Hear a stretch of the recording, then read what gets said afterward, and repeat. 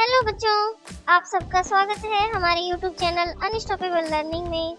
और आज हम पढ़ने वाले हैं एक बहुत ही प्यारी कविता जिसका शीर्षक है माँ।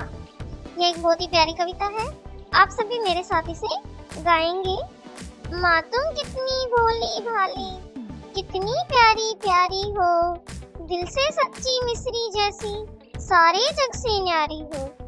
मेरे मन में जोश तुम्ही से, तुमसे ही प्रकाश, मुझ में साहस तुमसे आता, तुमसे ही विश्वास। बहुत प्यारी कविता है कि माँ तुम बहुत ही भोली भाली हो, बहुत प्यारी हो और दिल से एकदम मिश्री जैसी। मिश्री जैसी मतलब बहुत ही मीठी हो, बहुत ही प्यारी हो, हमेशा बहुत ही प्यार करती हो, सारे जग से न्यारी हो। जग मीन्स संसार, पूरे संसार से न्यारी हो, अलग हो। मेरे मन में जोश तुम्ही से, तुमसे ही प्रकाश। बच्चा कह रहा है कि माँ तुम्हें देख के ही मेरे मन में एक जोश आता है, तुम्हें देख के ही मुझे एक प्रकाश, एक रोशनी की किरण दिखाई देती है। मुझ में साहस तुमसे आता, तुमसे ही विश्वास। अपनी माँ से कह रहा है कि मेरे अंदर बहादुरी, साहस सब मेरी माँ से ही आता है और विश्वास करने की भावना भी मेरी माँ से ही मुझे मिलती है। इस प्रकार बच्चा अपनी माँ से बहुत प्यार करता है और यह एक छोटी सी कविता के माध्यम से बताता है। इस कविता के लेखक हैं, कवि हैं अनुभव राज। अब इस कविता के हम कुछ प्रश्न उत्तर देखेंगे। सबसे पहले है हमारे पास शब्दों का खेल, चंद्र बिंदु का कमाल। किसी भी शब्द अक्षर के ऊपर आधे चांद के साथ में एक बिंदु लगा होता है, उसे चंद्र बिंदु कहते हैं। तो माँ शब्द है, जो अक्षर है उसके ऊपर चंद्र बिंदु लगाने से माँ हो जाता है। माँ है, माँ में आ की मात्रा, लेकिन उस पे जब हम चंद्र बिंदु लगाते हैं तो माँ शब्द बन जाता है। आइए कुछ और शब्द देखते हैं। कुछ और शब्द भी हैं जिन पे चंद्र बिंदु की मात्रा लगती है।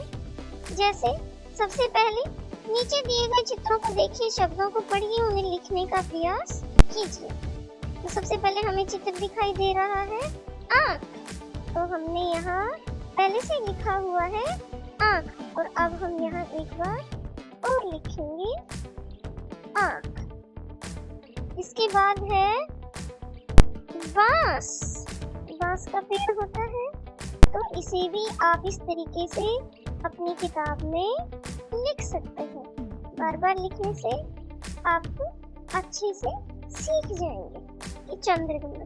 फिर है दांत, जो कि हमारे मुंह में पाए जाते हैं, तो दांत में भी चंद्र बिंदु का उपयोग किया जाता है। इसके बाद है हमारे पास अगला शब्द बांसुरी।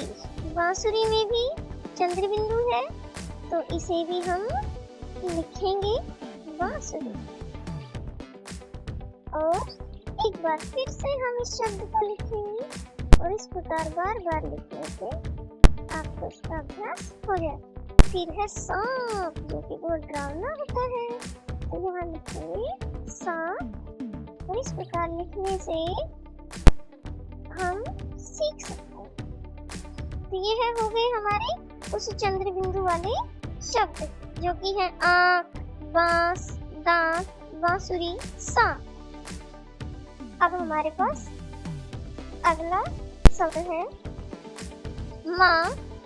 कविता में से कुछ शब्द नीचे दिए गए हैं, उनका प्रयोग करते हुए अपने परिवार के सदस्यों के लिए 2-4 पंक्तियाँ लिखिए। जैसे भोली भाली, प्यारी प्यारी, दिल से सच्ची, जग से न्यारी। तो इस पे आप अपने परिवार के सदस्य, अपनी बहन के लिए, अपनी दादी के लिए, नानी के लिए, इनके लिए भी आप कविताएं बना सकते हैं। जिस प्रकार माँ पे कविता है, वैसे ही अपनी दादी, नानी, अपनी बहन, इन सब पे भी आप सब कविता बना सकते हैं। उनमें इन्हीं शब्दों का उपयोग करेंगे, भोली भाली, प्यारी प्यारी, दिल से सच्ची, जग से न्यारी। तो इस प्रकार हमारी यह कविता समाप्त होती है।